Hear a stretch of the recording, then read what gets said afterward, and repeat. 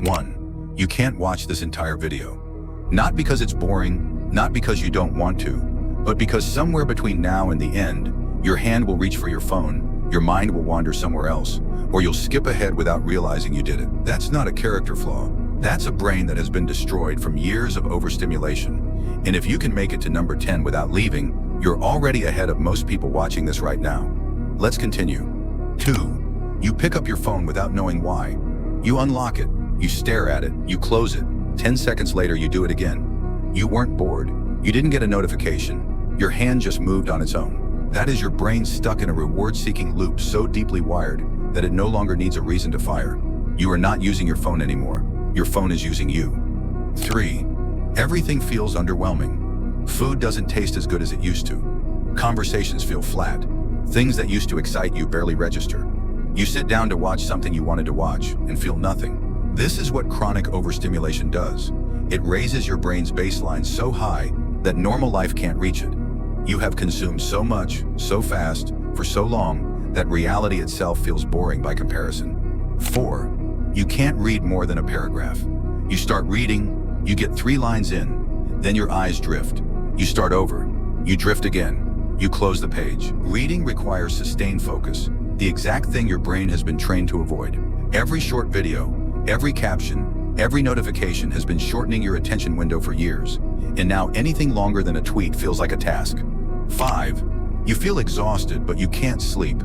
Your body is tired, your eyes are heavy, but the moment your head hits the pillow, your brain won't stop. Thoughts spiral. You check your phone one more time. An hour passes. This is cortisol and dopamine completely out of sync. Your stimulation system is still running at full speed while your body is begging to shut down. You are tired and wired at the same time, and it is making both worse. 6. You can't sit in silence for 5 minutes. Try it right now. Put the video on pause, put your phone face down, and sit in silence for 5 minutes. Most people reading this won't do it, and the ones who try will last about 90 seconds before something pulls them back. Silence is supposed to feel neutral. For a fried brain, it feels unbearable, because silence means being alone with thoughts you've been avoiding, with content for months.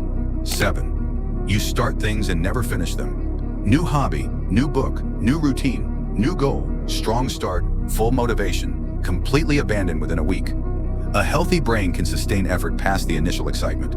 A fried brain chases the dopamine of starting, the novelty, the possibility, the feeling of beginning, and loses all interest the moment that novelty fades and the real work begins. 8. You need background noise to do basic tasks. You can't cook without a podcast. You can't work without music. You can't fall asleep without a video playing. Silence feels wrong. Stillness feels wrong. Your brain has become so accustomed to constant input that it can no longer function without it. You are not relaxing with that background noise. You are medicating yourself. 9. You forget what you did yesterday. Not because you have a bad memory, because nothing you did was significant enough to stick. You consumed, you scrolled, you watched, you waited, and none of it left a mark.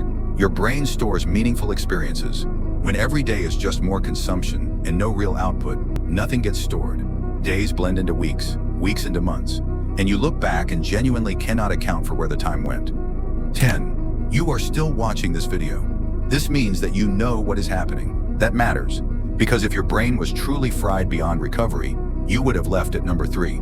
The fact that you made it here means something in you is still fighting, still capable of focus, still aware enough to recognize what is happening, still willing to sit with something uncomfortable long enough to reach the end. Your brain is not gone. It is just buried under months, maybe years, of overstimulation. And it can be rebuilt, not overnight, not with one video, but one decision at a time. Put the phone down more, sit in silence more, create more than you consume, finish what you start. Give your brain the space it needs to come back. It will come back. If you're ready to take back control, comment "I'm ready" and subscribe to Ascend Daily, because the ascension starts now.